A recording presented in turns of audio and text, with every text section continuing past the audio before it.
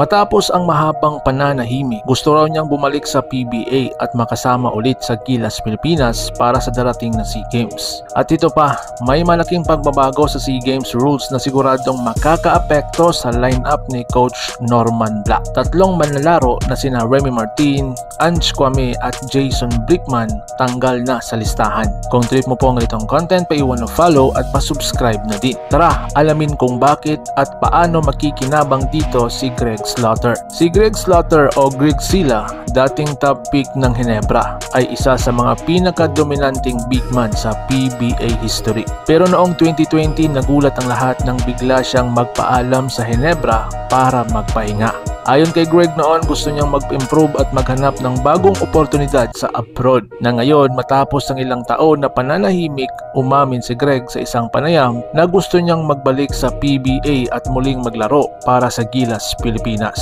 Ayon sa kanya, miss ko na ang kompetisyon at gusto kong makatulong ulit sa national team.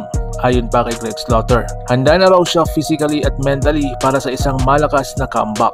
Mga ka-sports, heto ang malaking balita. Ngayong SEA Games sa Thailand, FIBA rules na ang gagamitin. Ibig sabihin, strictly isang naturalized player lang ang pwedeng isama sa lineup. Dahil dito, tatlong player na dati nang kasama sa pool ni Coach Norman Black ay hindi na eligible.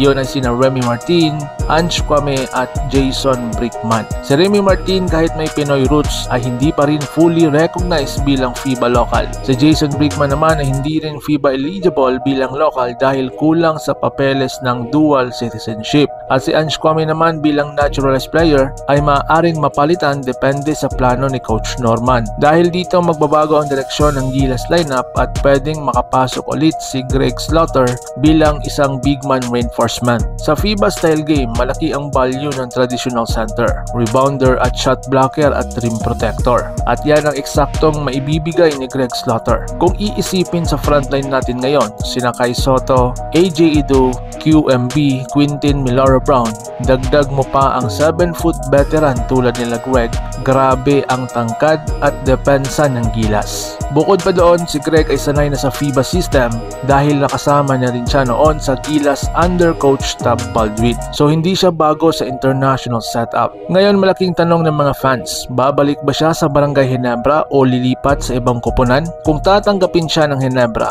muling mabubuo ang Twin Towers nila Japet Aguilar. Isang combination na dating nagpanalo sa kanila sa Commissioner's Cup. Pero kung sa ibang team siya mapunta, baka mas mabigyan pa siya ng malaking playing time at mas malaking tsansa na mapansin muli ng SBP para sa Gilas call-up. Maraming citizen ang natuwa sa posibilidad na ito. Sabi nga ng ilan, mas kailangan ng Gilas ng veteran presence tulad ni Greg. Habang iba naman ay nagsasabi na dapat mas bigyan ng pagkakataon ang mga batang big men. Mga ka-sports, isang bagay ang malinaw. Kung FIBA rules na talaga ang susundin sa SEA Games, kailangan ni Coach Norman ng mga pure locals na matatangkad, experience at sanay sa sistema ng Gilas. At doon, pasok na pasok si Greg Slaughter. Kaya mga ka-sports, ano po sa tingin ninyo? Dapat mang isama sa lineup si Greg Slaughter sa Gilas para sa SEA Games? At tama ba na tinanggal sina Remy Martin, Ange Kwame at Jason Brickman dahil sa FIBA rule? I-comment nyo ang iyong opinion sa ibaba. At kung gusto nyo pa ng mga Gilas at PBA updates, huwag kalimutan mga ka-sports na mag-like, share at subscribe dito lang sa ating The Sports Updates kung saan ang basketball pinag-uusapan ng mga tunay na fans. So paano? Ingat po kayo.